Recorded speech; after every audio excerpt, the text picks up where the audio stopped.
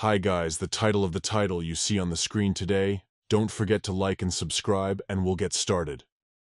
This exciting and interesting story begins one rainy day. The weather was really just disgusting, and the girl, who was unlucky enough to be outside at that time, was sitting completely alone. She was all wet, and then suddenly realized that she had absolutely no idea where she was, and she was also surprised by the fact that she remembered perfectly well that she had died. Well, now that she's sitting outside and can look around, she realizes that something's gone wrong. As soon as she noticed the tombstone that was next to her, she saw that it had her name written there, as well as information that she had died. This beautiful lady's name was Hildegard Alaxia, and when she looked back, she saw her house, which had been completely destroyed. Of course, tears immediately began to appear in her eyes because she could not believe that this could really happen. Hildegard thought that all this was some kind of madness and did not understand what had happened on that land during the time she was gone. In fact, the girl also remembered one moment from her past, and this memory was precisely about the events that took place at the Demon Lord's sealing site. It was a very big and difficult fight. The girl was already quite an adult, and she fought against a demon. Hildegard was the daughter of a duke, and she was a very good warrior. However, because this demon was strong, many of her team died. Of course, this threw her off balance a little, because the damage was much greater than she expected, and therefore the girl did not like all this.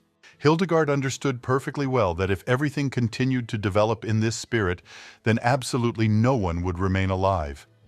Then suddenly some girl turned to her and said that their friend Max was dying. She was the leader of their corral.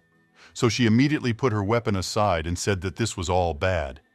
She needed to continue fighting, but at the same time she wanted to approach the remaining warriors. However, the choice was actually obvious, because the demon began to direct his fireball at her, so she had to stay and fight him. Hildegard believed that it did not matter at all who died and what would happen next. At that moment, the most important task for her was to hold her position. The girl who was sitting next to her partner Max was very scared when she saw a huge force of energy flying towards them, but Hildegard was able to reflect it. Thanks to her abilities, no one was hurt. Although the girl had to spend a lot of energy and strength, she was still able to cope with it. After this blow was finished, a girl named Flam came up to her. She hugged her commander and asked if everything was okay. Hildegard was very exhausted, but said that she was fine, and asked her to take Max and get as far away from that place as possible. Of course, Flam didn't like all this at all. She said that she could not abandon their commander under any circumstances, but the girl insisted on her own. She yelled at her partner, telling her to obey her order and run away as quickly as possible. As soon as Flam heard this, she was very scared. Tears appeared in her eyes. She didn't want to abandon her commander more than anything, but she simply had no choice. She leaned closer to her and said that she could protect her, so she asked Hildegard to allow her to stay after all. But the woman was strict in her decisions. As soon as she looked at her assistant, she saw that the demon rose up again behind them and pointed his weapon at them. Flam, who saw the worried expression on the commander's face, immediately became scared and asked if everything was okay. But the woman didn't answer her. She just stood up and, pushing her assistant aside, went straight to this monster. Of course, the assistant immediately understood what Hildegard was about to do and asked her not to do such a stupid thing because it was too dangerous and reckless. However, the commander said with a smile on her face that she should take care of Max as best she could. The girl had already accepted her fate, so she was not afraid. In fact, it was the very day they managed to seal the Demon Lord. However, because of this, poor Hildegard had to lose her life. Before she turned 17, she had already managed to reach the level of a swordmaster, something that not everyone could do, even in adulthood. And when Hildegard turned 20, she inherited the magical power of the great mage and began her journey as a solo swordsman. The girl was a fencing genius from the ducal house of Alaxia, and she also became the first owner of the tower. And in order to reach all these heights, Hildegard never rested. She worked on herself all the time in order to improve in various areas of life. Of course, people loved her more than anything in the world because she could protect them from various demons and monsters who were quite frequent guests in their town. As a result, her efforts were, of course, justified, and Alaxia became the greatest family in the empire, and absolutely every resident was proud to know them. As a result, they were able to gain great wealth and power, which dominated the empire and the tower. Everyone joyfully welcomed the girl and her family and worshipped their greatest power. And one day, when Hildegard was able to pull out the sword that appeared next to the demon lord, her life and the life of her family were able to flourish even more. Before the girl died in a battle with a demon, she even visited the king himself, who summoned her personally. The man, having met Hildegard, said that he, as the emperor, asked her to seal the demon lord, because then peace would finally come to their empire. He asked with hope in his voice whether the girl would be able to cope with such a rather difficult task. And Hildegard, of course, was delighted, and told His Highness that, of course, she would do absolutely everything possible to fulfill this order. She promised the emperor that she would devote herself entirely to the empire and its prosperity, so that she could seal the demons.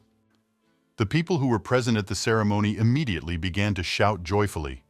They were incredibly happy that they had a person like her in the empire. And the emperor ordered Lady Hildegard of the House of Alaxia to personally lead the Holy Knights and set out on a very important mission. Immediately after this wonderful dedication, the girl went out into the corridor. Some guy started to catch up with her and asked with surprise in his voice if she was really going to go on this mission. Hildegard was very confident in her abilities. She walked ahead and said that of course she would go there, because the emperor had already given her such an order. However, the man was still very afraid. He said that sealing the demon lord was incredibly dangerous, and she might even die during the operation. Hildegard then stopped. She looked at her brother Leon and said that she could promise him that she would be all right, so he shouldn't worry about her so much. However, Leon was still not as optimistic as his sister. He wondered why she didn't just fall in love with someone and forget all this nonsense of family responsibilities. He believed that the best thing for his little sister would be to simply get married and live another life without risking her own. As soon as the girl heard this, she was simply horrified. She told her brother that as the head of the family, he could not say such things to her, so she would ask him to keep any further statements to himself. The man sighed heavily, but said nothing more. When she saw his sad expression, she said that, if we talk about romance, her ideal type does not exist in the world, so she will never be able to find her happiness in a romantic sense. Leon was horrified when he heard this and immediately asked her what her ideal type of man was then. Hildegard thought for a moment, and then said that this man must be kind, polite, and cheerful, handsome, richer than she, obviously, and he must also be good with a sword or magic, like herself. The girl also said that in addition to all this, he should also be at least a duke in rank, and preferably higher. As soon as Leon heard all her conditions, he was horrified and said that with such requests she could immediately marry a unicorn. His sister smiled, waved her hands, and said that this was exactly why she said she couldn't find her love. After a long silence, Leon turned to Hildegard and said that she did not need to take such great steps, because she already deserved great happiness for herself, and she did not need to prove anything more. Her brother asked her to finally give up on defeating the demon lord. He simply begged her not to go on this mission because he knew it would end badly. At this moment, Hildegard lowered her head and thought of her brother. Leon was actually very well known as a strict and honest duke. However, in reality, he was one of the most caring people she had ever known. This man was one of the few who was truly dear to Hildegard, and she always appreciated his care and took his opinion into account. However, the expectations people have of her can be compared to the sides of a coin. The moment it flips, people will inevitably start criticizing and ridiculing her. Especially now, when many people want to predict her fall and retreat from power. But Hildegard decided to somehow cheer him up and, smiling, told him not to worry. With great confidence in her voice, she said that she would definitely be able to seal the demon lord and make their family even greater than ever. At that moment, she returned to her room and saw a small cradle in which a small baby was sleeping. The girl came closer to the child and, taking him in her arms, smiled, saying that she would definitely make this world a better place for her wonderful beloved nephew. As soon as Leon heard this, he became even more sad and serious. He understood and knew that this mission would be a failure because no one had ever been able to seal a demon and survive. He told the girl that he would definitely be able to find the ideal type of man for her, but she must definitely return safe and sound from this mission. Hildegard looked at him, and smiling happily, said that she would definitely make every effort to do this and see who he would find for her. But she also said that if he was not perfect and not handsome enough, then she would not agree to this at all and would send him back to where his brother would find him. Leon immediately became indignant and said that she could do whatever she wanted, but she simply had to return safe and sound. Of course, it was a little dangerous to make a promise to her brother, but Hildegard really had to keep it and return safely, no matter what. But even though the girl was quite confident in herself, she realized that this was a promise that, unfortunately, she would never be able to keep. The girl didn't succeed, and now, after her death, she found herself in the destroyed territory of her home in a rather small body. In fact, the Duke's estate was as magnificent and large as the imperial palace. It was a beautiful glass greenhouse that had been built at great expense, and the whole area was simply incredibly beautiful and well kept. Even the magic tower, which was built higher than the temple, did not stand out from this composition, but looked very harmonious with the rest of the estate. When Hildegard faced death, she thought that she had lived a life that left behind regrets, but not respect and praise. Yes, that was definitely what the girl thought.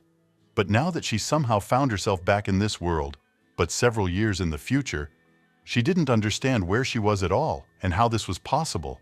Her very last memory from her past life was the very moment she sealed the Demon Lord and saved the entire empire. She assumed that her body had not remained intact because the energy was incredibly huge. The magical storm that arose as a result of the fight with the Demon Lord, of course, was able to destroy absolutely the entire area around. Therefore, it was a logical question for Hildegard to ask why she was still alive. Then, suddenly she stood up and looked down. There were some symbols on the ground that she didn't recognize. The girl was very surprised when she saw this. But then suddenly she realized that all this is magic for collecting souls. This ring was exactly what pointed this out to her. She sat down on the ground again to take a closer look at it all. The girl realized that, despite the fact that the shape of the magic circle looked a little different, she was absolutely sure that this was it. Hildegard was incredibly focused on what she saw. She even assumed that this was all the work of the Black Star cult. Because the girl was too carried away by various thoughts, she didn't even notice how an unfamiliar guy suddenly appeared behind her and came quite close. As soon as he saw the girl, he immediately frowned and then suddenly began to shout at her, calling her by name. Hildegard, hearing his voice, immediately turned back and saw Leon, her older brother, standing in front of her. But her surprise was incredibly great because he was small, not like she remembered him before her death. The guy, without thinking twice, came closer to her and asked what she was doing in this terrible place all alone and without any accompaniment. Leon also asked if she could even imagine how hard his brother and he had searched for her.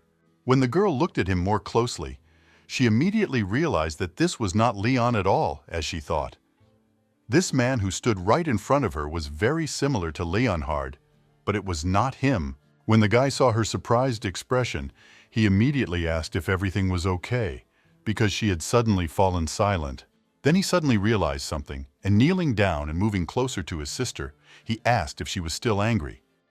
Hildegard at this time was still focused only on her thoughts. She was incredibly scared, because she did not understand at all who this person was who was right in front of her. When the girl didn't answer him, he sighed heavily and, turning away, said that in that case they'd better just go home immediately before it was too late. He took his sister in his arms and asked her not to behave like that near her grandmother's grave, because it was too strange and a great disrespect to the dead. As soon as Hildegard noticed that he raised someone like her, a genius swordsman and the founder of a magic tower, just like that, she was surprised and even angry. He went up to his donkey with which he had come and sat the girl on it. Then suddenly Hildegard realized that something was wrong and immediately asked him to stop. As soon as he heard this, he immediately asked why she was stopping him. He said that they had to leave already, because the days when she could escape were already over. When Hildegard heard that he thought she had escaped, she was very surprised and said that this was not the case at all. However, at that moment, he was suddenly distracted by something behind him. The boy looked at the grave and, turning to his great-aunt, asked her forgiveness for the fact that his sister had made such a scene there. There were several flowers lying next to the grave, which were periodically changed because the previous ones withered rather quickly. Continuing to communicate with the tombstone, the guy said that he would return a little later with his brother. After some time, they began to leave the territory of these ruins. And then suddenly a girl with dark hair and a lantern in her hands came out to meet them. As soon as she saw Lord Radis, she immediately became happy and asked if he had really managed to find the young lady. The guy walking next to Hildegard smiled and said that all this was really so, and also thanked her for helping him with the search. The girl immediately smiled and said that there was nothing wrong with that. She was always happy to help. And after that, the guy asked where his brother was anyway. Meanwhile, Hildegard was carefully examining the boy, who at first reminded her very much of Leon. She realized that this child with their family's unique silver hair was probably Radis Alaxia. She turned to him and asked if this was true. As soon as the boy heard this, he immediately looked at her in surprise for a while, and after that, emotions took over him. He suddenly started shouting at Hildegard and asked if she had really decided to call her brother by his first name now. The girl, of course, was surprised by such a violent reaction. At first, she was alarmed because this guy was incredibly similar to Leon. These were exactly the same blue-violet eyes as her brother's, and in principle, he was very similar to him in general. However, now that she looked more closely and saw that tombstone with her name on it, the girl realized something. Of course, it was incredibly difficult for Hilda to believe that such an incredible thing as reincarnation could happen. But she was also confused by another thing, the fact that the guy who was standing next to her suddenly called her by the same name. But in fact, in ancient times, it was quite common to give the name of a deceased ancestor to one's descendant. However, the problem was that in this case, this term about a deceased ancestor actually referred to Hildegard, and someone called the child by her name. The girl continued to sit on the donkey and did not understand how this could have happened, or what year she had been transported to. They continued walking towards the estate, and then suddenly Hilda looked up and saw black ravens. This scared her very much. Radis, in turn, upon hearing this, immediately asked if she was really so scared because of some raven. He also mockingly said that she was still such a child. Of course, Hildegard immediately calmed down because this was quite strange behavior on her part, but she was still a little restless. After all, when she thought about something, she noticed that it was very dark around. Everything around was very dark and gloomy. But in her memories, everything was different. Even on the darkest night, everything around seemed to come to life. It was then that Hildegard remembered that there were special magic stones there. She became interested in where they all went, because there were a very large number of them in the ground. Without thinking twice, she turned to Radis and asked why the road they were walking on was so dark. The guy was a little annoyed by her stupid questions and immediately said that it was always this dark, and then asked if she had started to be afraid of the dark again. Hildegard immediately replied that this was not the case at all, and also said that the territory of the duchy had previously always been surrounded by magic stones that gave it light. The girl said that these precious stones, which made it safe for people, young women and children to walk even at night, were very important and always glowed. And in fact, it was quite difficult to first find all these stones and then scatter them throughout the city so that people could feel safe even on the darkest night. Radis, of course, was very surprised when he heard her words, but he said that they were probably sold before the two of them were even born, so they were long gone. And Hildegard, hearing that these precious stones had simply been sold, was furious. The guy came closer to her and, taking her hand, said that in any case, it was too late, so it was time for them to go back to the estate because it was just time for dinner. Hildegard, of course, agreed with him because she understood that it would be useless to argue. And besides, it could play into her hands, that she would be at the estate and could find out a little more. The guy sat behind his sister so that she wouldn't be scared, and the girl continued to drive and thought only about how important it was to go inside and see what the atmosphere was like there. After some time, they finally reached the main tower, which was also very damaged. As soon as Radis saw that they had arrived, he immediately smiled and said that their journey was finally over. As soon as Hildegard saw all these ruins, she was very surprised and even upset, because she remembered this beautiful castle in the prime of its beauty and strength. But now, for some unknown reason, there were destroyed stones and broken windows in front of her. She was afraid to even go inside, because she couldn't imagine what was going on there. Soon she was finally taken inside the estate, and she thought that all this was just some kind of evil joke, because this dilapidated mansion certainly could not be their home. But as soon as they entered inside, Rodis immediately ran off somewhere to the side, turning to his brother and saying that he was able to return Hilda. However, no one responded to him, so the guy was already starting to worry a little about where his brother had gone. The girl meanwhile walked forward a little and felt some kind of trembling deep in her bones. And all because, as soon as she climbed up the stairs, she saw one very frightening portrait. The screams of Rodis, who was saying that Hildegard had finally returned, could still be heard throughout the mansion. The girl herself, having climbed up, was able to read who was drawn in this portrait, and it was the 14th Duke Michael Alaxia. At that moment, she froze in place because she understood the tragedy of her situation. She had been reincarnated in the times of the destroyed duchy. Soon her brother finally returned to her and saw that she was looking at the painting. He stopped next to her. As soon as Hilda saw that he was nearby, she asked in a trembling voice, pointing to the portrait, if this was really Michelle. The guy, sighing with irritation, asked if she was ready to congratulate him now that she had finally returned home. Of course, Hildegard was very surprised, and he said that she could say something to her great-grandfather, something like, "Daughter of the fugitive Duke Hildegard, you have finally returned." At that moment, Hilda finally understood everything. She was reborn as Michaelis's great-granddaughter. Of course, she immediately began to tremble with fear because of everything that had fallen on her. The girl was incredibly surprised. Her brother, noticing that something was wrong, immediately asked what was going on and also asked if she was feeling unwell. But the girl no longer heard these words because she had completely lost consciousness and began to fall to the ground. Her brother managed to run up in time and grabbed her so that she did not hit her head. As soon as he carefully laid her on the ground, he immediately screamed her name in fear. He did not understand what was wrong with her at all, and also what he should do. Radis tried to wake her up somehow, but of course she didn't come to. At that moment, the guy came out to them and, seeing that the girl was lying on the floor unconscious, immediately asked what was going on. He looked very worried, and as soon as Radis looked up, he immediately saw his brother Michael, which made him very happy. Meanwhile, the guy had already gone down and asked why Hilda had suddenly fallen and lost consciousness. And the brother meanwhile began to shout, saying that he didn't know at all. She just fell when she went inside. And that's all. Hilda, meanwhile, simply lay unconscious. And as soon as the brothers took a closer look at her, they began to worry even more, because the color of her skin became paler. Meanwhile, she finally woke up, and Radis immediately started yelling at her, saying that it was her own fault for all these problems. She should have stayed home, because 12-year-old children don't know what's best for them. Michael stood and looked at all this, and then said that their poor Hilda must have been too hungry, and that was why she had fainted.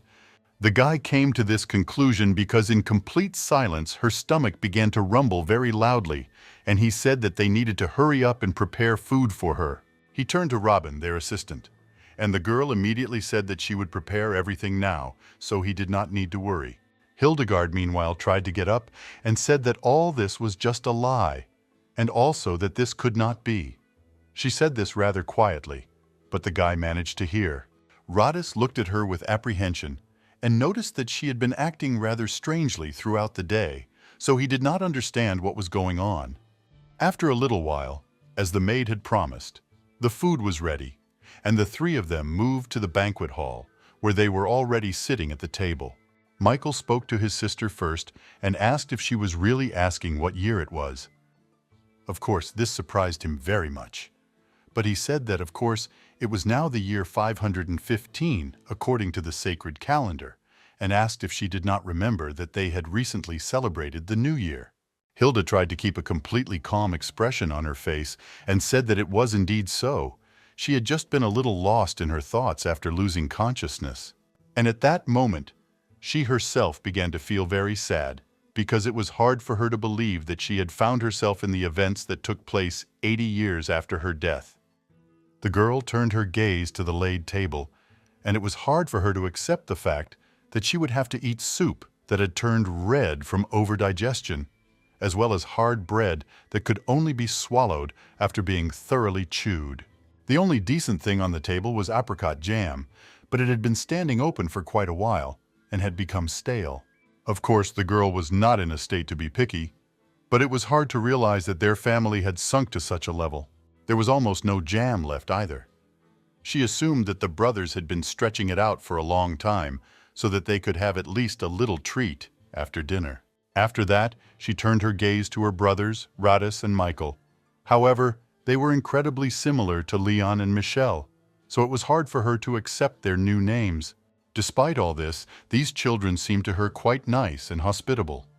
The elder brother asked if she would like some more bread, but Hildegard politely declined so as not to offend him.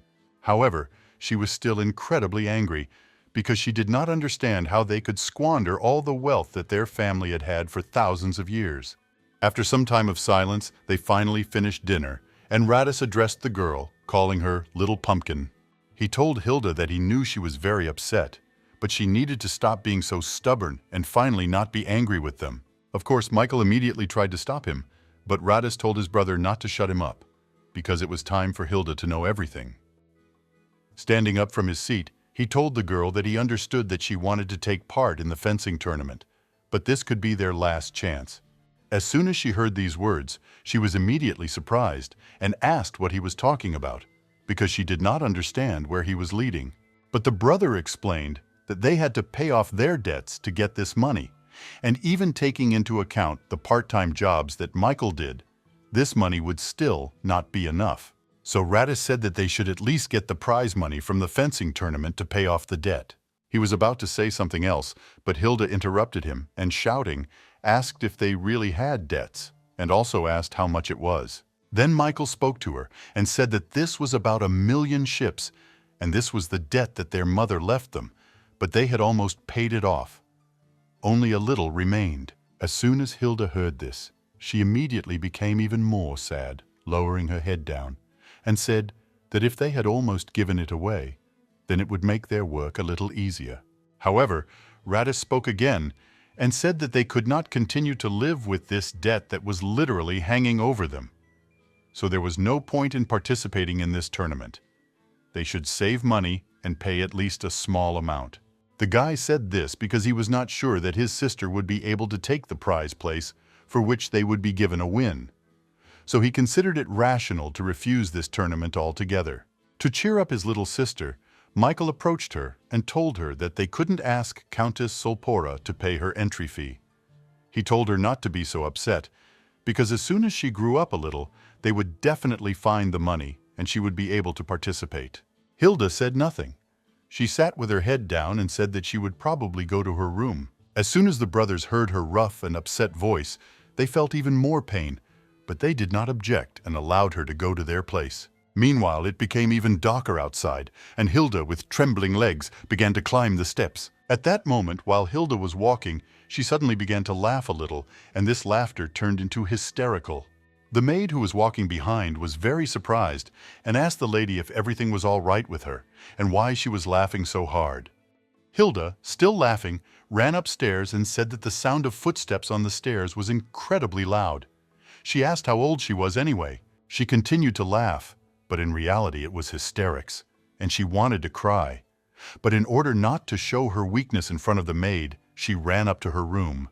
The maid, of course, understood that this was not joyful laughter at all, so she decided to leave the girl alone with her feelings. When Hilda found herself at the top, she cried for a while, and then realized that if all this continued like this, then she didn't know what this stupid reincarnation was even for. She thought that it would be better not to reincarnate anywhere at all, and her life would end forever. But then she suddenly remembered her brothers. And just the thought of how these poor children were suffering without a single penny made it impossible for her to even close her eyes calmly. She was hysterical from these terrible thoughts, and Hilda did not understand how she could live now and what to do. She hugged the tattered pillow and continued to cry, understanding that 10 years could change the landscape. However, 80 years had passed since she died, and absolutely everything had changed. She understood that absolutely everyone she knew in her previous life had already died, and even her brother Lee had died, and his body had cooled down many years ago. At that moment, she calmed down a little and remembered the words of her brother, who asked her to return safe and sound. This made her very sad again. Of course, Hilda knew very well that it would be too difficult for her to restore the entire family alone. However, she loved this place, and the status she had too much that she simply could not give up everything she had and give up. But at the same time, she had a very important question. Why did she suddenly move into this body, into a helpless child who can't cope with anything because he's still too small? The girl also understood that this was definitely the work of some evil, powerful magic, but she also knew that its source was probably the cult of the Black Star. But the girl spent absolutely her entire life fighting against this terrible cult, and in the end, she became its victim. Therefore, Hilda believed that they certainly would not be able to resurrect her from a dead body because humanity had never been ready for such a thing. Of course, she didn't understand anything at all and didn't know what to do now because she couldn't even imagine how this had happened. As soon as she closed her eyes, she immediately thought of Leon and considered him to be a rather stupid older brother, as well as a liar. He said he would prepare the most handsome men in the empire for the moment she could seal the demon. However, in the end, she ended up in the body of a small child and must now exist in a completely different era. Meanwhile, Radis came to Michael and said that he had just brought the books he had asked him for. The boy was upset about something, and when he put the books on the table, he said that it was really very late, so he asked his older brother not to overload himself too much, but to go and rest a little. Michael was not distracted at all from writing something on paper at that time. He had already signed and written many documents, so his hands were all covered in ink. As soon as his brother told him these words, he raised his head up for a moment and said that he really thought it would be good to let Hilda go to the capital for this tournament. Of course, Radis immediately began to protest and told his brother that he knew that it was impossible to do.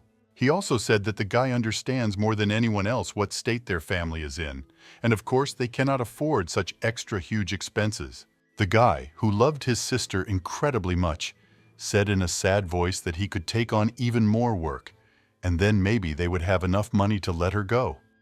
But his brother was very angry and was about to say something in protest, but he did not have time because Michael replied that Hilda had never been so disappointed and had not even thought about running away. But when they were forbidden to go to the tournament, she made all these great mistakes. He felt incredibly sorry that they had brought the girl to such a state, and he said that it was incredibly hard for him to see her lose her last hope of making her dream come true. So with a smile on his face, the guy suggested just letting her go there. He also told his brother that Radis knew that she was only using the fencing competition as an excuse and that she just wanted to see the capital in person. That's all. The younger brother pondered these words for a while, but then answered in a rough voice that it was not that he did not understand her or did not want her to be happy. He knew very well how much she would like to visit the capital, but the guy also understands that they can't afford it at all, and Michael can no longer work so hard and take on additional responsibilities because he can barely cope with this. There was an awkward silence between the brothers.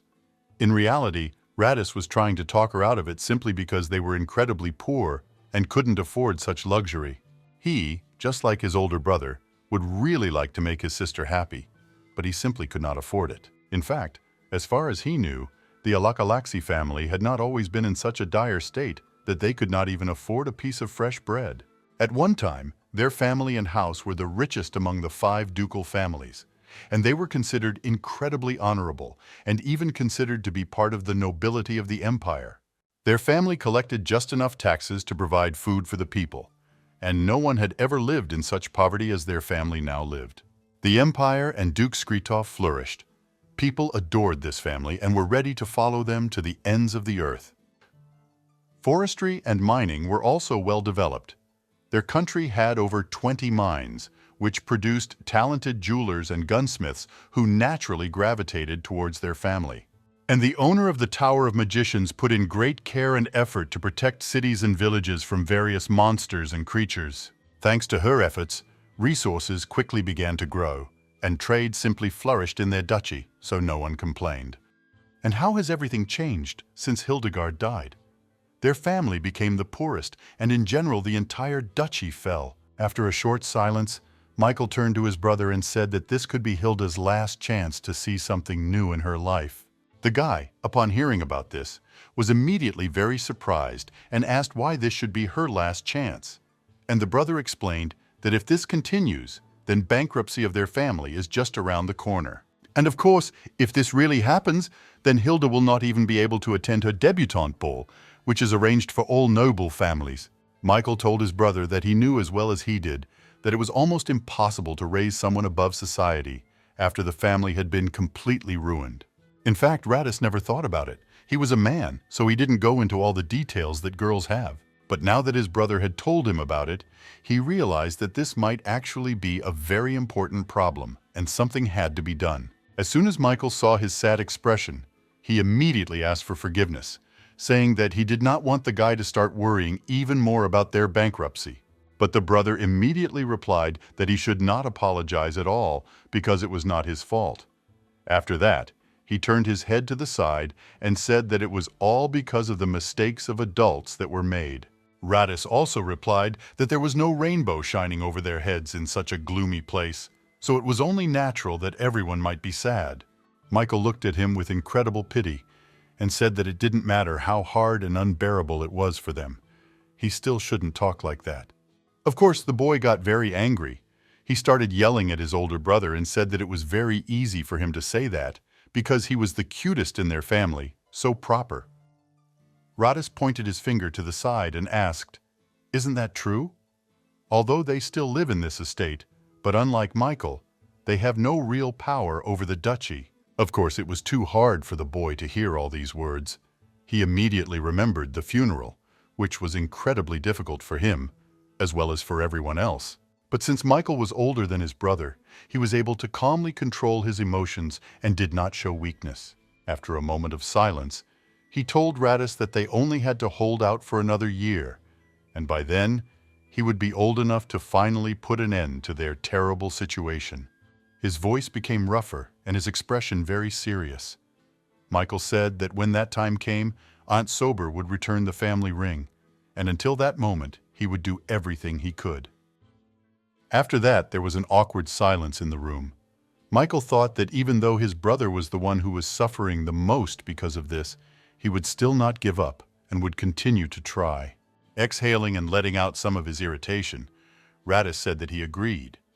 He could do whatever he wanted with Hilda, since he was the older one, and he probably knew better. Even though Michael knew his brother was very angry, he still thanked Radis for it.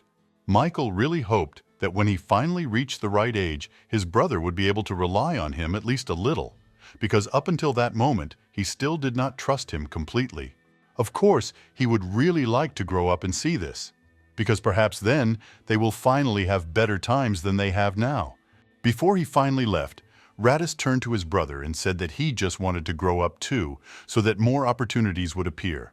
As soon as Michael heard this, he immediately smiled and told his brother in a polite and gentle voice that he felt the same way. So he understood perfectly well what he was talking about. Several hours passed since then, and finally the night gave way to a sunny morning. Hilda, who had been lying in her room all this time, didn't even notice when she had fallen asleep, and she woke up because of the voice that was coming from below.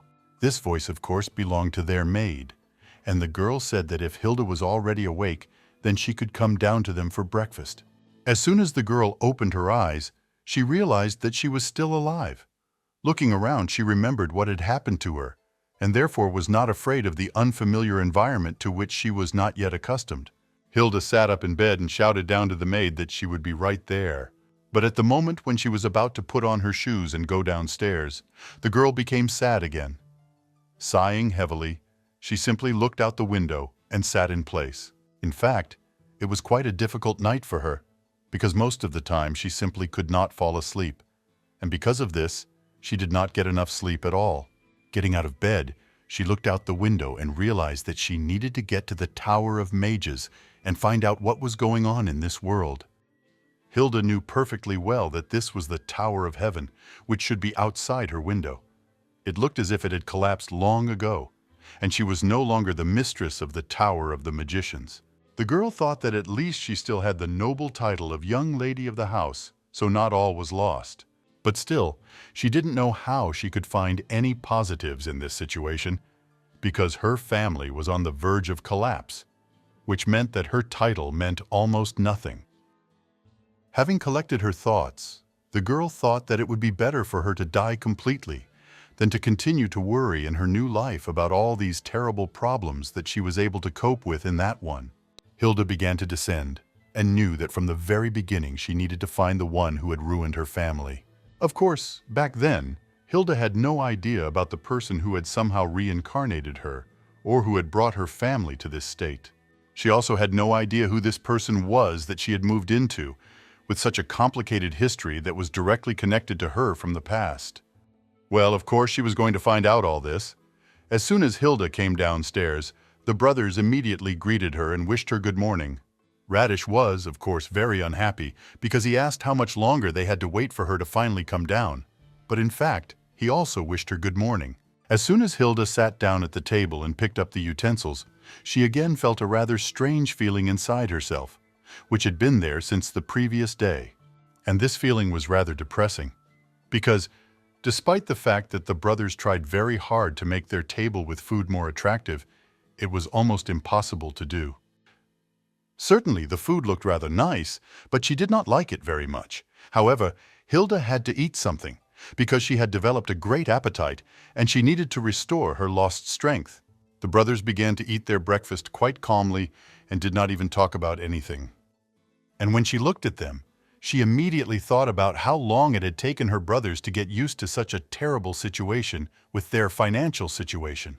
But in fact, she herself still didn't understand everything, because usually, even when a financial crisis hits a family, it can't just collapse so quickly. Therefore, it was very interesting for Hilda how their family had reached such a state that even their house had begun to fall apart.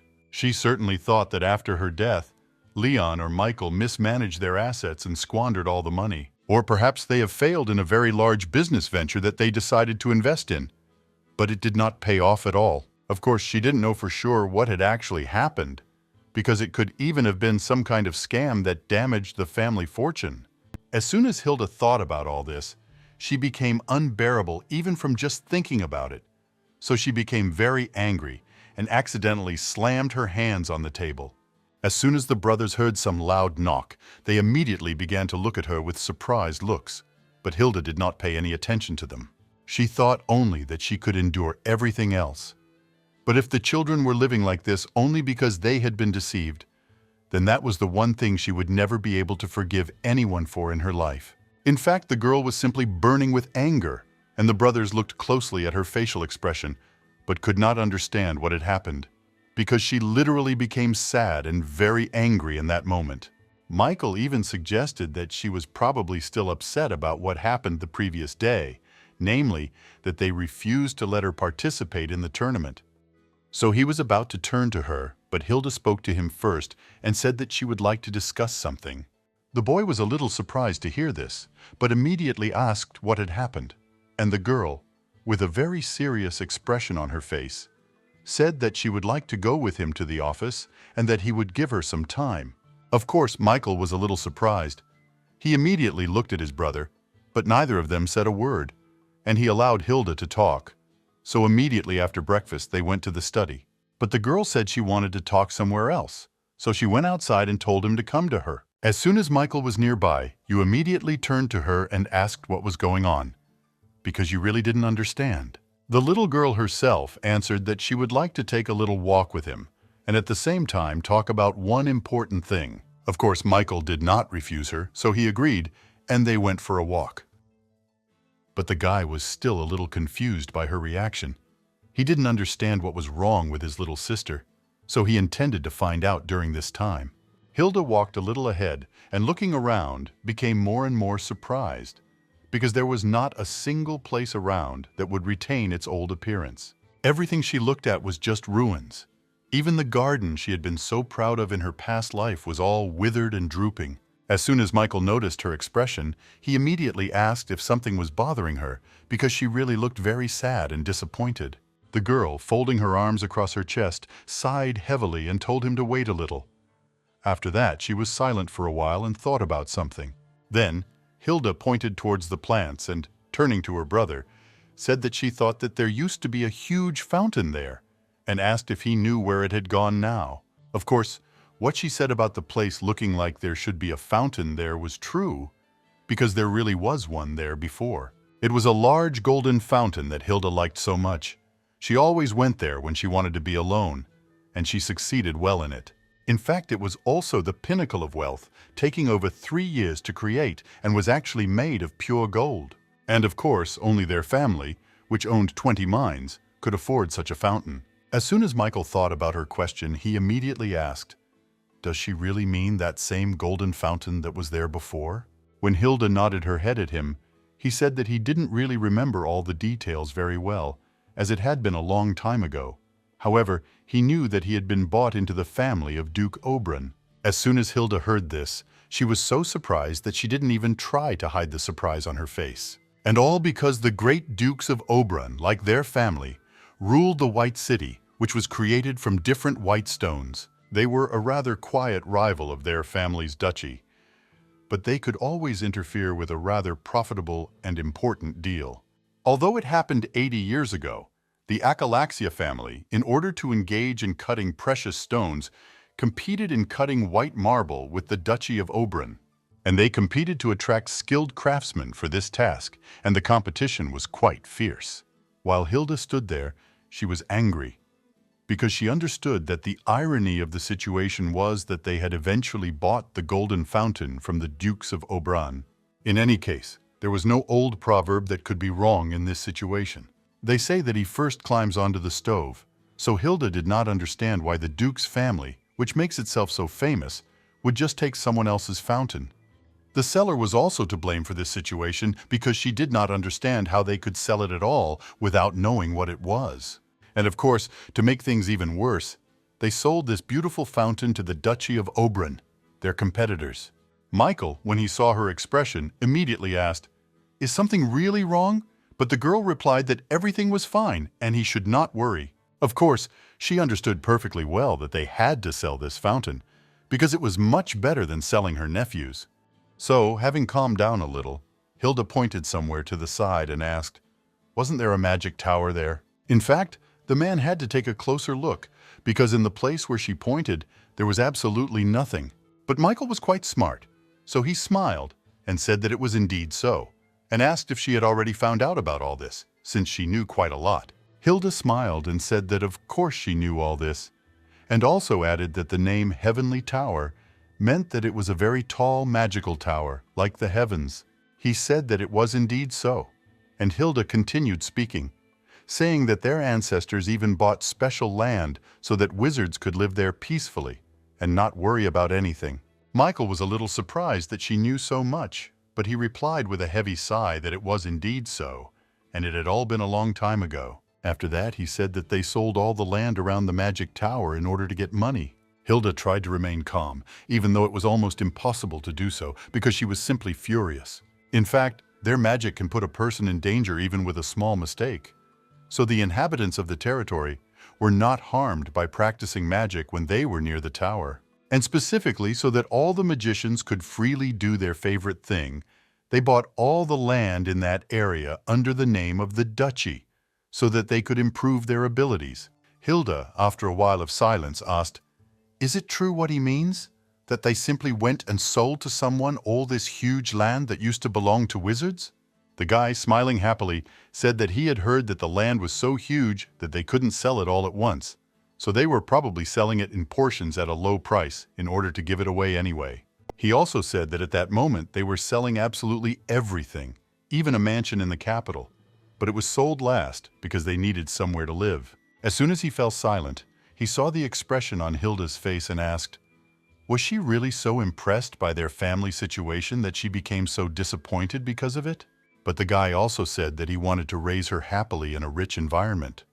So taking her hand, he asked for forgiveness for the fact that he, unfortunately, failed to realize his goal. Hilda immediately grabbed his hand first and asked him not to apologize, because this was not something he should apologize for. it was definitely not up to him, so she asked him not to dwell on it. Michael immediately smiled and said that she was saying the same thing as the radish, so he said that he was really sorry about that too. Hilda then sighed heavily, and after that, looking around, she asked how the situation in their family had become so bad. She believed that there must have been some specific reason for things to come to this. The guy thought for a while, and then asked the girl if she even knew where her name came from. As soon as Hilda heard about it, she immediately said that of course she knew. It was named after her great-aunt, who was a great person. The boy said that this was indeed all true. The time when their family was considered the most prestigious was when his great-grandfather Leonhard and his sister were still alive. Michael said that his great-grandfather treasured it immensely. However, as far as he knows, his great-aunt died while sealing the demon lord. Hilda was very surprised and immediately asked what this had to do with her name. The guy said it was completely straightforward because his great-grandfather sold 10 mines in order to buy the land where their great-aunt's body was buried. As soon as she heard about this, she was very surprised. The wind could not even imagine that this could really be true. Having collected her thoughts a little, she wondered why it was necessary to sell it over such a trifle. Michael replied that their great-aunt had disappeared on the lands of the Lankert family, where her last battle had taken place. And many say that she gave away 10 mines in exchange for buying all that land there. Hilda was shocked. She thought that none of this made any sense, because this was exactly half of the mines that belonged to them. After yelling at her brother, she asked why it was necessary to spend so much money just to get rid of one body. Michael replied that this was their deal. Lady Hilda disappeared without leaving a single will behind her. Sure, it may seem like a rather touching and sweet story about Duke Leon using the family fortune just to get the girl's body back, but Hilda herself considered it simply a senseless waste of money and even considered her brother to be a real madman because it was absolutely reckless. He sold most of their mines, which were incredibly profitable, just to buy land that might not even have his sister's body on it. Of course, Michael was very angry when his sister said such things, so he told her never to say or even think like that again. She was about to say something back. However, the guy knelt down to be on her level and said that when he was young, he thought the same as she did. He thought it was a completely stupid thing to do and didn't understand why it was necessary to take such a risk. But looking her straight in the eye, he said that if he found himself in a similar situation, he would definitely do exactly the same as their great-grandfather without any hesitation. Hilda suddenly felt a little sad, and lowering her head, she asked what he was talking about. The brother explained that it didn't matter what treasures one could obtain if it meant sending a family member to some foreign country to do something. He admitted that he could never do this, just like their great-grandfather, because it was too painful and ignorant of them to do so at all. Michael explained that family is something that only you have in this world, and it is important to take care of it. After some time of silence, Hilda finally asked what happened to the rest of the mines. Her brother replied that everything except the iron ore had been torn apart in property disputes and auctioned off. So she shouldn't worry now, because it was all in the past and they needed to move on. He put his hand on her cheek in order to at least console his sister a little. And Hilda herself felt pleased by how tenderly he spoke these words, trying to cheer her up. And Michael was only 16 years old, so she didn't understand how he could already be so grown up at such a young age. He said that it was not their fault at all, so he asked her not to blame them. But she knew it wasn't his fault either, so there was no point in continuing the argument. So they soon finished their walk and returned towards evening. When it became completely dark outside, Hilda couldn't fall asleep again, so she decided not to torture herself and sit for a while by the window, looking at the stars. She thought about different things, especially analyzing what she had heard. She still found it hard to believe that Leon had sold the mines just for her. Not just one, but 10 of them. Naturally, there had to be some kind of backlash against him because he acted really strangely, and so many people probably treated it with caution. And eventually, it became obvious that people who came out and said they couldn't allow the Duke's family fortune to be managed in this way would file a lawsuit over the rights of the business and the family's wealth. It would have been an endless ordeal day after day, and of course, Leon would have known that. But he did it anyway, knowing all that. That night, before the girl died, Leon came to her in her dreams. However, he looked very, very small, just like she remembered him from her childhood. In fact, it was one of her memories, and it was not a happy time, because it was when she did not like her brother very much. They constantly had various arguments and quarrels, and Leon even constantly yelled at her. Because of this, Hilda almost hated him. Every time he came home, not only would he interrupt Hilda's training, but he would also scold her and tell her to stop doing it altogether. Of course, for Hilda, a person who lived this business with all her soul, it was incredibly painful to hear these words from her own brother. So she yelled back at him and said that it had nothing to do with him. So she asked him to never interfere with her training again. The boy asked her to listen to him, but Hilda did not listen. She beat her hands on his chest and told him to give her back her sword. She yelled at him and asked him if he was completely stupid. She didn't understand why he couldn't understand, even after she told him so many times. Leon didn't understand then why she got angry out of the blue, because he couldn't even guess that mastering the sword would become her life's work. But Hilda didn't explain anything to him. She just kept hitting him and snatching the sword from his hands. She said that she had to train because she couldn't just sit there and do nothing. She said that if she relaxed even a little, neither her mother nor her father would ever come home, so she had to continue her training diligently. And now that Hilda had grown up, she was really interested in what he was thinking at that moment, because the expression on his face was very sad and even understanding. The words he said to her then hurt her to the core. Her brother replied that no matter how hard she tried, they would never come back. Hilda found it hard to believe that he would just let his emotions get the better of him and say something like that to his little sister, since he was a smart person and could always control himself. In fact, her mother was born from the work of a spiritual nomad. She was a sorceress who grew up in the vast meadows. Hilda's father, on the other hand, was the second son of a strict duke. He was a cruel nobleman who never gave freedom even to his own son. Thus, her parents were in place as a man from a noble family and a woman who was raised by a nomad. Despite all the difficulties, the father was quite a caring person, and the mother was a free spirit and instilled this in her children. They were attracted by each other's differences and quickly married, eventually giving birth to Hilda. She had heard that their home had always been happy when she was a baby. However, over the years, her mother had grown tired of the oppressive and secluded life in the capital. Since she was used to freedom, it was hard for her to live within the four walls of her estate, so she decided to simply leave. When the husband heard this, he was very surprised. But his wife explained that she would like to leave the capital for a while and go to her homeland because her whole life is there. Of course, she had no intention of running away. However, Hilda's father thought differently, and in the end, the love that had been so different between them simply disappeared. And her father's obsession, which had turned into obsession, eventually also turned into jealousy. So for Hilda's mother, this life became even more unbearable.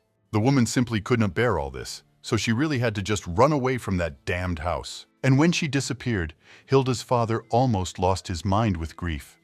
Then, saying that he would find her, he rushed off to the meadows where he had once met her, leaving his daughter all alone on the estate. That's why in that argument, when he said that her parents wouldn't come back, she said that her mother said that she would understand everything when she grew up, and then she would finally find out why her mother left her. So Hilda said with absolute confidence in her voice that in that case, she was going to grow up as quickly as possible in order to understand. Tears came to her eyes again, and wiping them away, she said that she had to become a beautiful and strong lady. She had to shine brighter in the family than anyone else, so that those who had left her and her parents would look back at her and see who she was. At this point, Leon couldn't stand all this nonsense any longer. He started yelling at her again and told her not to believe all this nonsense. He waved his arms and continued to shout, saying that there was no need to force oneself to understand adults who had turned their backs on their own children. So Hilda didn't have to become an adult just to understand that. He believed that she should be a child and enjoy her childhood because that's what people her age do. Having calmed down a little, Leon put his hand on her shoulder and told her to run after big soap bubbles and cry when she stepped in dog poop or horse manure. He believed that this pointless growing up could wait, and while she had time and a chance, she should enjoy what she had. Hilda then started crying even more and said that if she did that, then her mother would not come home and she would still live alone. Now looking back, The girl realized that this was exactly the moment when her relationship with Leon finally improved after many years. In order to support his little sister, even if it meant tormenting her, he came to her quite often and almost always brought some gifts to please her.